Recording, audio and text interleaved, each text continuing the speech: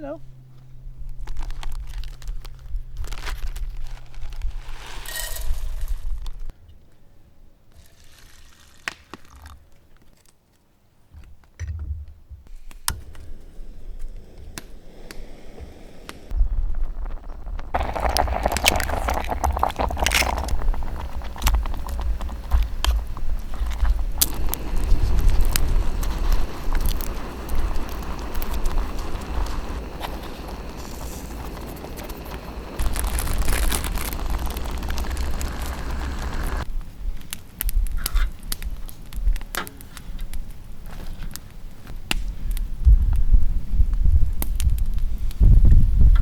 Blondie, come here.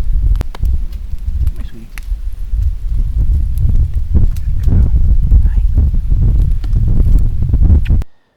Good morning, my ice cream mommies and poppies, my scoopies and my softies. We are out here in the Weiser State Forest. This is I think it's called the Greenland Loop. It's dispersion camping, so there are no amenities out here. It is just you and the wilderness. And, if you have to go to the bathroom, you gotta dig a hole sort of thing. They do provide a fire ring and a picnic bench, but the rest is on you. And honestly, I love this type of camping. You get to be a little bit more resourceful. I apologize for the wind. I'm trying to cover my little lapel mic here, but we can get into segment number 1, which is coffee. So out here, we are going to do a mocha pot using the jet boil, but I have a bit of a dilemma. I got 2 coffees here, and I didn't mark them down. One is some old stock. I just figured it out. What I was going to say is one of these is old stock. It was just in my camping kit, and this one I ground yesterday. And then they got mixed up, and I was like, shit. I'll have to smell them to see which one I think is, the more fresh one. And I was right. How do I know I'm right? Well, yesterday I put a little golden spoon in here so I could dose the coffee into the mocha pot. I didn't realize it until just now. But another problem is this one is ground really fine, and I actually added a competition shower screen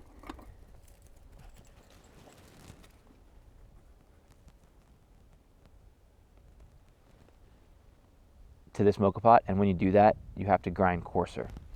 So I'm going to pack this guy a little looser than I normally would. We already have water in it. Let me get you guys involved here. Okay. So we're going to pack it a little bit looser so we don't choke it up. But yeah, this is like way too fine.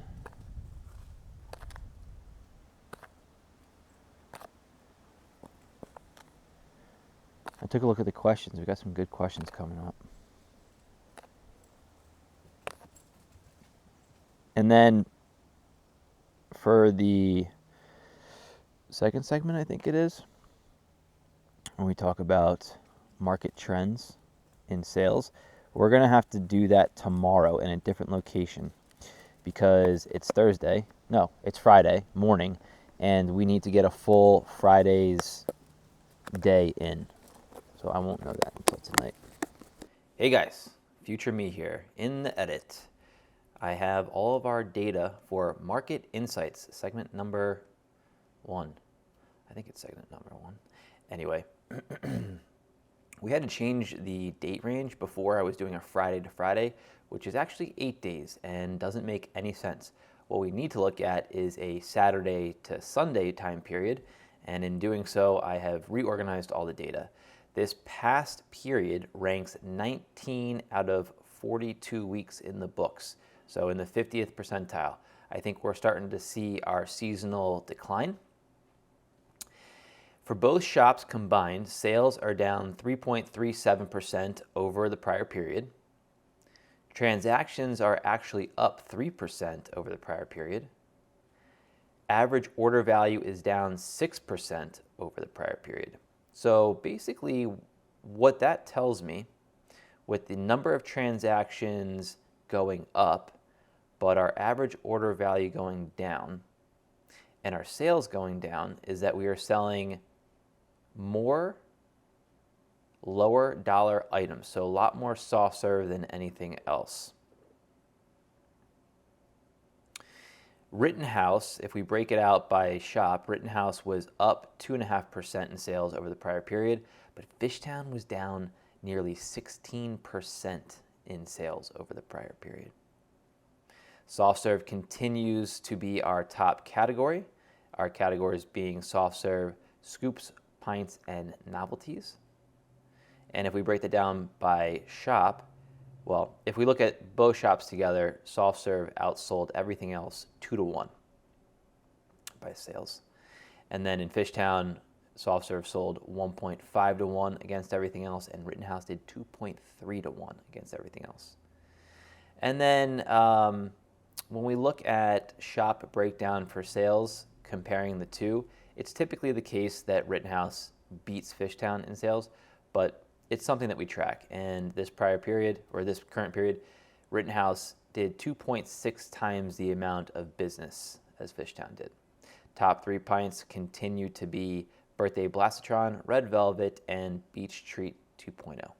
So that is our market insights. Back to the campsite.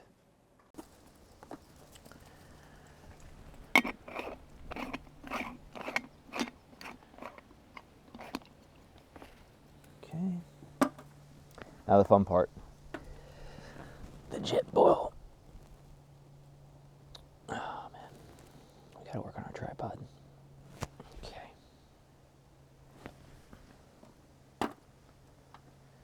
Pretty cool little device here.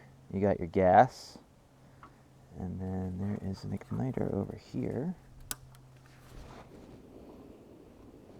Yes, sir. You want to hear that? Let's get you in. Yeah, sweet. Okay, let me prepare my iPhone so I can load up all my segment notes and questions. I'll be right back. Okay, forgive me guys. We had to change the scenery a little bit because the morning light was just coming right into my face. Okay. Tucked in. Oh, nice. Let's center up. Okay. Not enough power on the jet boil to make the mocha pot. So I had to take that over to Coleman, but I did boil some water because what I like to do is I like to add a little bit of water to my mocha pot. This makes a pretty concentrated brew. So it's always nice just to thin it out. And you get to drink more coffee. That is something, oh shit, this is not balanced. That is something that I kind of don't like about espresso, is how fast I drink it. I like drinking hot fluids, specifically coffee.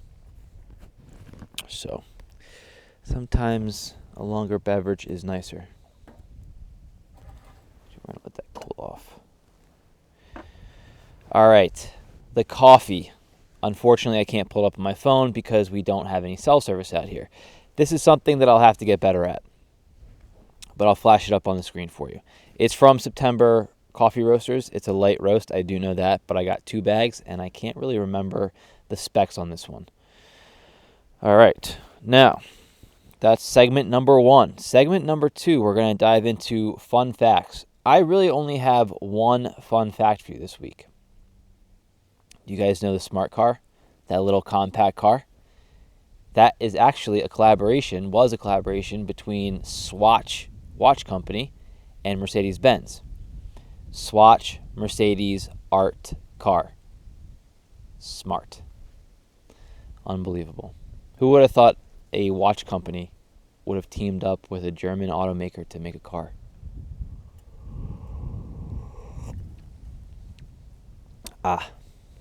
You know, when you're camping, it's really difficult to really nail your brew. But it's kind of just like part of the deal, you know? Any coffee is great coffee when you're camping. Okay, guys. We're going to dive into segment 3, which are your questions. Now, I did take... Okay, question number 1 comes from Milo Satan. He's talking about the lemon Jesus pint that we made, and he wants to know whether we made the lemon bars from scratch. We didn't, but our contract baker did. Evelyn Nizowski, are we getting a 1-900 pizza, or is that purely a hobby for now? That is purely a hobby for now. I cannot take on any more projects, especially business projects. Ice cream is very time consuming, and I need to dedicate 100% of my energy into that because we still have a long way to go to make it like perfect. Also, to that end, I just don't want to bring more pizza to Philadelphia.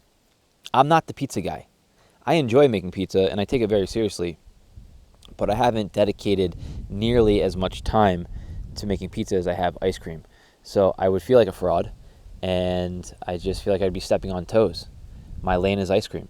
Now, maybe in a few years, if I retire or move on from ice cream in some capacity and I find myself up in the Catskills, then maybe we get some 1-900 pizza. This question is from Zoe Zoen Ellison. Oh, she needs graham cracker ice cream. Well, you could go to the scoop shop right now and you could get yourself some graham cracker soft serve. This is a great question from Lao Dunn. How do you handle a creative block or creative blocks in general? Okay, so I just kind of have to accept what I've noticed in my life is creativity is episodic for me. It's like a sine wave. And I have noticed when I'm riding a high to really dig in and maximize my time around that height of creativity, knowing that there's going to be a backside of that wave and it's going to tail off. But it's all part of my creative process, and it usually comes right back. So as soon as it goes away, it does come right back. It just takes a little bit of time for the brain, my brain, to reset, recycle, find some new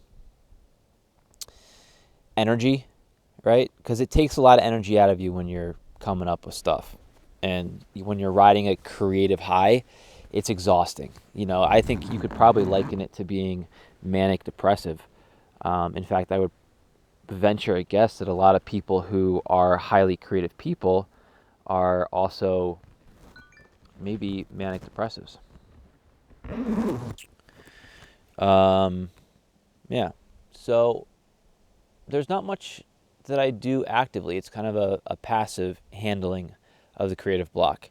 I don't get frustrated because I have noticed that when you get frustrated, that period of time tends to stick around a little bit longer. We're popping the mic. Sunday.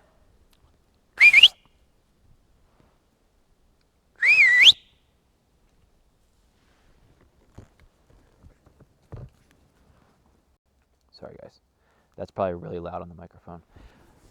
Testing the mic. Good. Yeah, so don't get frustrated. That makes things worse for you. It gives you anxiety, and it's just not a good time. What you should do is just say, all right, I know it's going to come back, so why don't I just take this time to cool off and relax, It'll come back. It's very important to relax. Like I said, it's a little bit stressful. It takes a lot of energy out of you when you're riding creative high. It's a good question. Okay. Patio potato. Bigger batches of the weekly soft serve, please. Yeah, I kind of agree with you, but we do tend to switch our flavors every week. That's a really good cycle for us. So we make as much as we need for about a week.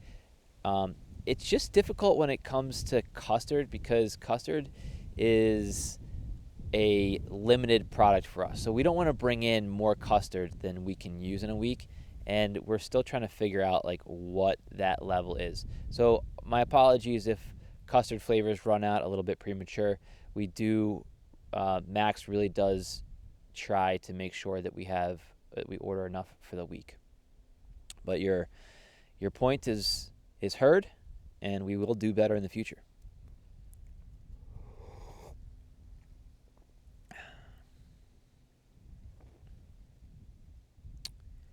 Oh, Dan Antonio, when are you making the flavor strawberry blondie?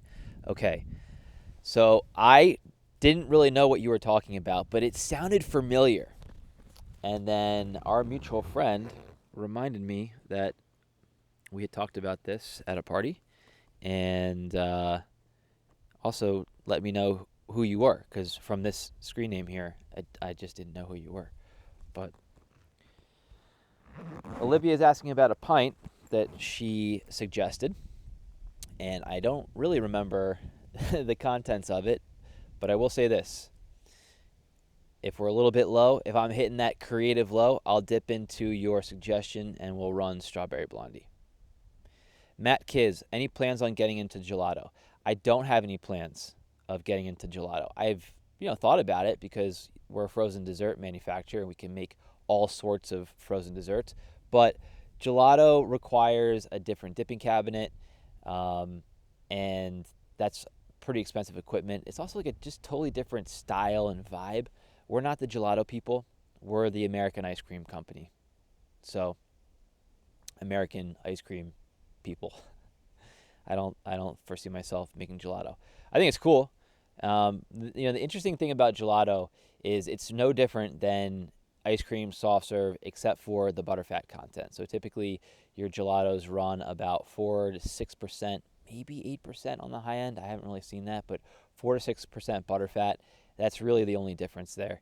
Cool thing about gelato is because it's got a lower butterfat, the perception of flavor is much more intense. You don't have the butterfat coating your tongue and blunting that flavor release. So, and in addition to the fact that it's served at a higher temperature, it's not as cold. I love it for that. It's pretty, it's really aesthetic. You can get a vibe behind it and around it. So I think gelato is really cool, but we won't be making it. Pipe dope. Did you take a pizza to cook on the fire? I did not take a pizza with me to cook on the fire. I suppose I could do a cast iron pizza. That would be really great out here. However, I am on a bit of a diet. I'm continuing this diet until November 1st. Looks like we got some people coming down the trail. Sunday, come here. Ah, man. This coffee is really good today. Yeah, so anyway, on a bit of a diet, pizza would blow me out, but I would, in the future, come November when it's bulking time, then yeah, I think a pizza out here would be pretty nice. Pipe Dope also asks, what's your favorite meal? Pizza. Sorry that's so short, but that's an easy layup for me. Brittany Taylor 425. This is a two-part question. Why did you stop the focus on pints? So, depending on when you checked in with us, we may have been low on pints. Now, that is simply a seasonal thing. When we're in the season, we're really focusing our manpower and time to making tubs. That is a product that we can really just never stay ahead of. And so we kind of have to back off the pints and other products just because soft serve and scoops are really moving through the shop. It's also a time where we find people buy less pints. Pints are a really good off-season hedge for us. So everyone, doesn't, ice cream is not necessarily seasonal. It's just like the type of ice cream that you get is seasonal. Scoops and going to the scoop shop is definitely a seasonal thing, but people are always enjoying ice cream. So in the wintertime, you tend to see people get pints of ice cream, tuck it in their freezer. They'll get it at the grocery store. It's more of a grocery item for them. So, but right now we are, and for the past, I want to say month, we've been heavy into pints. I think at one point we had 13 different flavors in the scoop shops. The second part of your question is, a six-pack is expensive in Philly stores, tough to get to for suburb people to get pints. I tell everyone about your ice cream. I'm just hurt. I can't enjoy it conveniently anymore. So, this is Brian Taylor, not Brittany Taylor. Sorry. Yeah, we're not in Ardmore anymore. We did not renew that lease. Really trying to tighten up the business around the city. Logistically, it just makes so much more sense for us. Let's see. What could you do for the suburbs? Yeah, it's either getting a national shipping pack or trekking into the city. I mean, a lot of my customers from the suburbs and New Jersey do come in and they bring a cooler. So you can make your trip worth it just by grabbing a bunch of pints and maybe making that last for 2 or 3 months. I mean, ice cream, if you have a chest freezer and you really tuck it in there, that could last 3-4 months, no problem. But I will talk about the expense in national shipping. You didn't ask about it, but we're kind of there. It's only expensive for the shipping and all the materials that it takes to ship frozen goods to the 48 states of the United States. Dry ice is expensive. The coolers themselves, like the styrofoam coolers and box, very expensive. And then, UPS has been able to negotiate really good rates, so it's relatively cheap. But when you combine all those things, you're not eating shipping, you're not eating a cooler, and you're not eating dry ice. So it is an expense that you do not get to enjoy. However, it does bring ice cream to your door, and you do get our best 6-packs of the month. And I don't know. It is expensive, but that's just the nature of the business.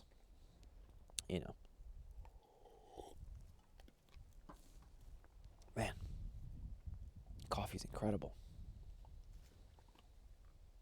Hannah Kanata, what made you start the business?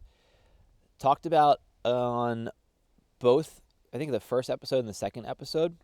So just check back there. You can, everything's chaptered. So try and find this question on another episode. And in the future, I will create a multi-part podcast where we do the whole history of 1-900.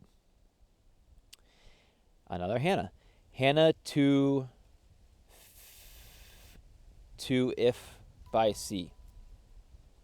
Hannah to if by C. What was your favorite museum as a kid, and what's your favorite museum now? This is a great question. Thank you. Lifestyle questions. Let's get us out of ice cream and pizza.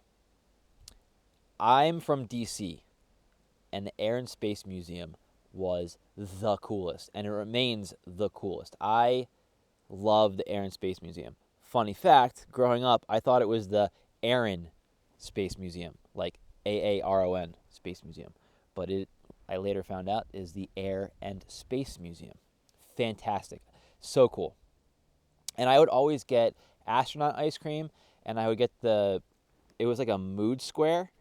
It was this square with a bubble on it, and it had like an ink in it that, depending on the pressure, would change color, and you could put it on your pulse, and you could see your pulse. I always lost that keychain, so every time we went, I would get one of those keychains. Thank you for that question. That brings back a real core memory. Makes me smile. Prof Beans, one of my favorite usernames. Do you pressure bake your cookies for Sandoz? They look perfect every time. I don't know what pressure baking is. I know there's pressure cooking and pressure frying, but I've never heard of pressure baking. The way we get that perfectness is nothing more than just baking it at a lower temperature. What that does is it allows, and when we created these custom pans, they're a Euro pan, so they've got a bottom that pops out, and they're rectangular, perfect right angles. When our baker puts the batter in, she spreads it out with an offset spatula, so it kind of already goes in flat, but that low temperature allows the batter to melt, like the butter in the batter, allows it to melt and flatten out, and just by gravity, it gets flat. So that's the trick there. I think that wraps it up for questions. Relatively short one for us today. All right, guys, thank you so much for another great episode. Bye. Good afternoon, my ice cream moms and poppies, my scoopies and my softies. Sunday and I have just come off of the trail. We did a nice 5-mile hike. I would say that was pretty challenging. She is pooped, wiped out. It's like 1,200 feet of vertical gain in the very beginning. It does flatten out at the top, but unfortunately you're still up in the tree line, so you can't get any great views. But it's a nice loop. You know, you take off here and you end here, which I think is kind of sick. Parts of the trail were a little bit ambiguous, like, ooh, where do I go? But if you have the All Trails app, you can just look down and just turn these levels down a little bit, and you'll be able to straighten yourself out. So I thought it was pretty sick.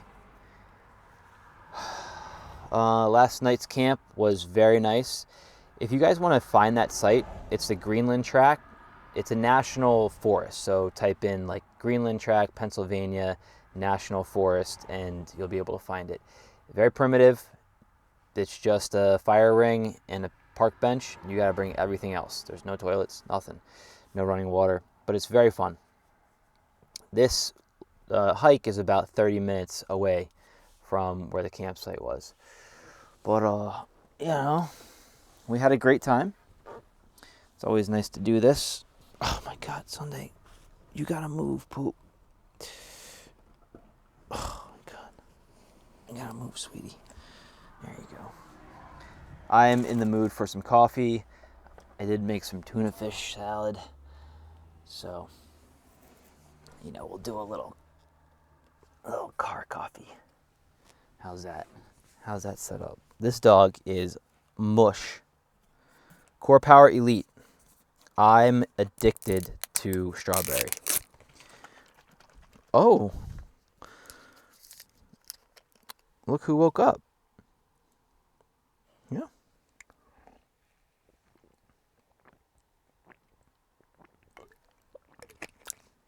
God damn.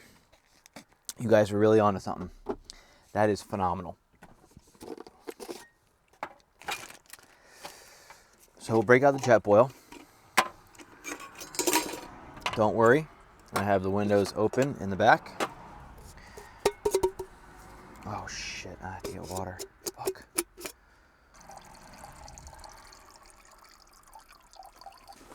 There we go.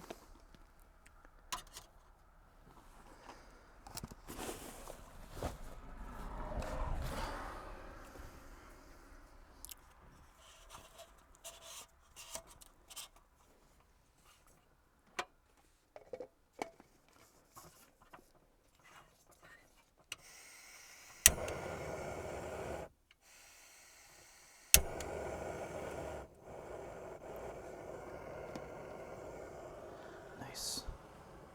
Ripping. This dog. Tired. Ooh. This AirPress is gross.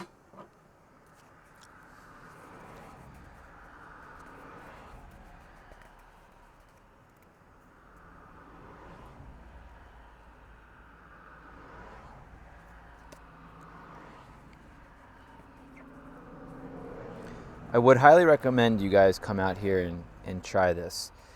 The campsite is, you guys would need an SUV or like a Subaru because it is a little bit off-road. I mean, there is a road, but it's kind of steep in places, kind of gravelly, you know, it's bumpy. So a two-wheel drive Camry, I don't think would be the best choice. If you've got something that's kind of off-road capable, even mildly, just an SUV, something that's got four-wheel drive, or like I said, a Subaru, that would be awesome. And you are by yourself up there. There are really no other campsites. I think there's maybe like 5 in this whole Greenland tract, but you would never see anybody. Occasionally somebody will pop down your road, but I think it's mostly because they've taken a wrong turn. And They end up at the bottom of the road, and then they turn back. My sweetie pie. And it's just beautiful up there. There's plenty of firewood, like dead trees, that you can chop down, so you don't have to bring any out there to start a fire. And there's a park bench.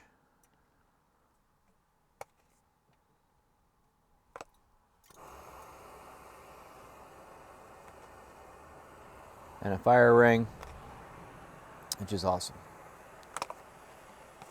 And there's also a big clearing, so you can see the stars. If you get a really good night, there's no light pollution up there.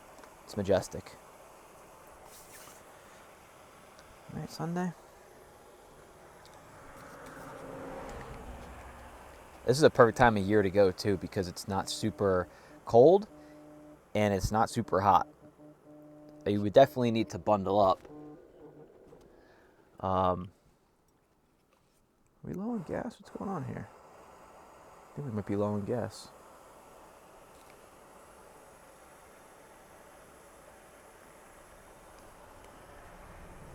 Like in the van last night, I did get a little chilly, but I really didn't have that much on. And when I added a hat and I added another fleece and some thicker fleece pants, I was great. If you've got a sleeping bag, you're going to be good to go. Like last night, I think it maybe got down in the 40s. There is something going on with this jet boil. Yeah. Dang. I wonder if we got the water at least hot enough to brew this AeroPress, because I'm really looking forward to this coffee. Shit. Yeah, we smoked it. All right. I would say this is just off the boil. This was close enough. Will it be the best cup of coffee I ever had? I don't know. To be quite honest with you, I have been very surprised and impressed by suboptimal brewing conditions on an AeroPress. I've gone to gas stations and gotten water off the tap and then made one. So it's like off the boil inside the Quickie Mart. Then I got to walk out to the car. Then I got to pour it in the AeroPress. And by that time, it's dropped a ton of temperature. And it's still brewed great coffee. I think if you're going to air one side or the other, it's best to under extract your coffee, because you get a little bit of sour and there's something going on. I tend to find that's better than if you over extract and it just tastes like burnt, bitter, nasty. I mean, if I had to choose one way or the other. Oh.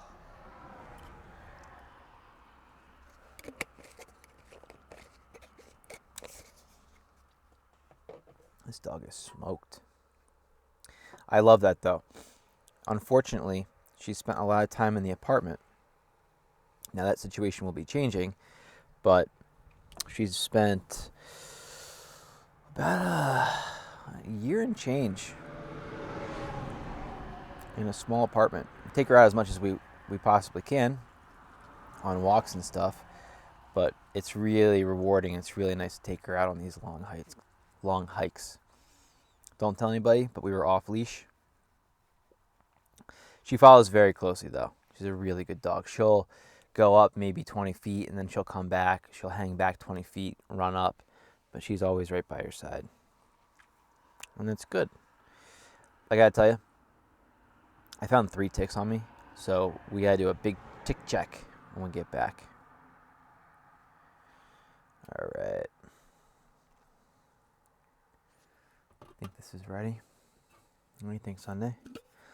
A little bit of coffee left over from this morning. I am okay with that.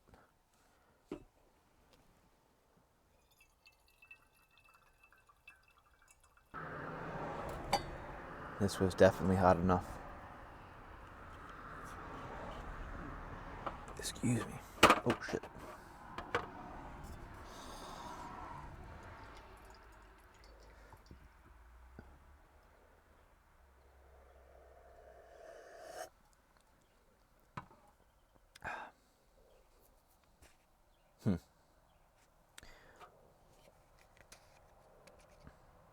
Not great.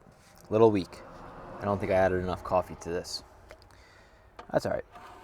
I'm going to chow down on my tuna salad here and some sourdough bread that I made. And then we're going to head back to Philly. Oh, would you like a little nibble? Would you like a little nibble? There you go. That's a little nibble for you. Yes. Good girl. All right, guys. Goodbye.